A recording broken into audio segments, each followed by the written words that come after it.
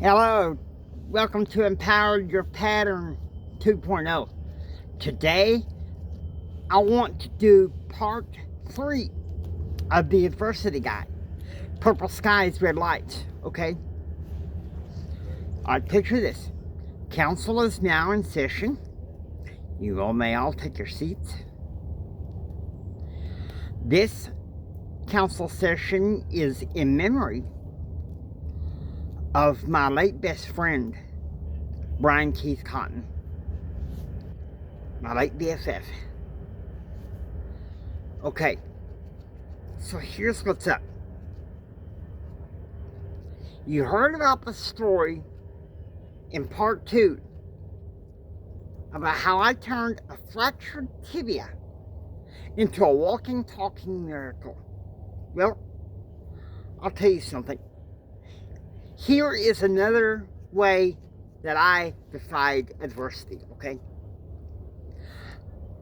January 20th, 2019, it was the day I turned 49. I was at a birthday party among friends at Bishop Dave's house, and I announced that this was going to be the year that I would be a published author. And Bishop Dave and his wife and family said that they would help me make sure that that dream came true. 3 days later, I joined Toastmasters. Made a big difference in my life, okay? Now, April 17th, 2019, I was this close to becoming a published author. I walked into the bank building to attend my weekly Toastmasters meeting when all of a sudden, I collapsed. Had no idea what happened. I woke up in a wheelchair in a hospital emergency room. Shuffled around from place to place. And my thought to me was like, well, is there something wrong? And then another thought of mine was like, what the heck is going on? I'm supposed to be in Toastmasters. What am I doing here at the hospital? And then not long after I thought that, I was called into a back room for a head x-ray. After the head x-ray, it was fade to black. I don't remember anything. Except for one morning, Bishop Dave came and told me that I had a subdural hematoma. But he was confident with the surgery and everything that I would be okay. Unbeknownst to me, okay, I had resisted the idea of the surgery, okay? And get this. The doctors told family and friends that there were 3 possibilities. I could die on the operating table, I could wake up a vegetable, or I could wake up paralyzed. What I experienced after surgery when I was not conscious was surreal. It was crazy. Dark purple clouds. Dark purple skies, clouds. Lightning bolts and thunder. A laser light show. Some woman was standing under one lone red light talking nonsense about the government. Okay? But it seemed like at the time it felt like an angel of the Lord came to minister to me and in my needs. Then I remember the first morning that I was cognizant. Before they woke me up, I thought I saw red, orange, and green webs reaching down to try to grab me. I kept batting them away. Finally, Bishop Dave called in a nurse to calm me down, and they suggested classical music to help work with that. Okay? And the classical music worked for a time. But then I remember one afternoon in the critical care unit, I had this thought. I can't contain. I'm going to die. But then this other thought rose to me. No, Jimmy, you're not going to die. You are going to fight, to live with all your mental and spiritual faculties. And that's what I did. I fought with all my mental and spiritual faculties, and I made it. Then there was this other night. I was laying there, somewhat in some ways picturing purple skies and red lights. I remember hearing a man's voice saying, "This poor man, I doubt he will, with his heart, I doubt he will live till in the morning."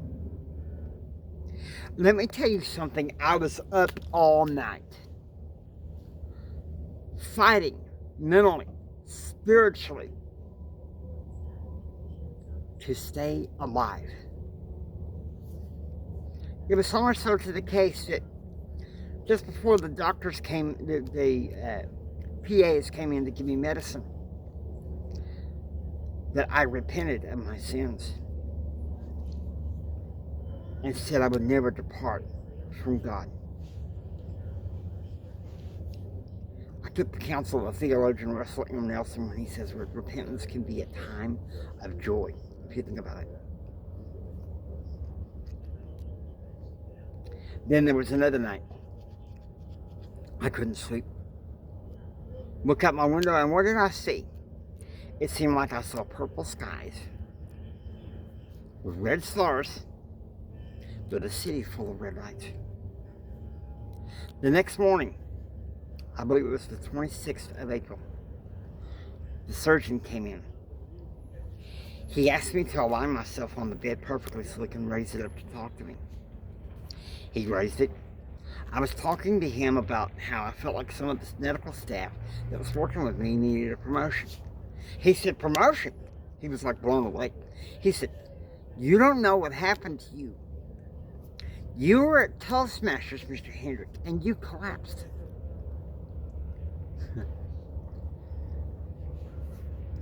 Well, that day I was transferred to a private room in another part of the hospital. Okay? Now, I want to share with you a principle that I deal with a couple of Adverdty called the gravity effect. I'll be using this in a lot of my speeches. In this particular movie, the Gravity, Commander Kowalski turns to Dr. Ryan Stone when she's all discouraged and lost in space. It's his image, that she sees in her dream. And he says, "You put your feet on the ground and you start living life." I want you to repeat this silently to yourself. You put your feet on the ground and start living life. It's that easy. Now, on May 1st, I was transferred from Odessa Medical Center Hospital to the Parkview Nursing and Rehab Facility in Big Spring, Texas. My brother-in-law's mother and her team of nurses and experts started working on me right away. They weren't about to let me lose my memory. They asked me if there was something that they could do to help me with that. I said, "Can you get me a cord from my laptop and my laptop?" It took some time, but it got done. Next thing you know, I start writing. And all that college education I had in political science at Texas Tech University came back to me.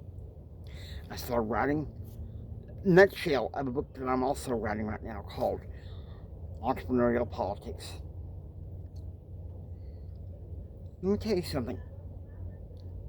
It blew the staff away so much that on May 31st, 2019, I returned home. And for a couple of days celebrated, and I went. But the adversity wasn't over. There were still some medical challenges, high blood pressure, speculation that there might have been a heart attack. I saw the surgeon a couple of times, and he eventually referred me to a heart doctor. The heart doctor gave me the news in November 2019. There was no way it was a heart attack. It wasn't a heart attack that caused my collapse. It was high blood pressure that caused the collapse and the subsequent subdural hematoma. Purple skies, red lights. I have to say this.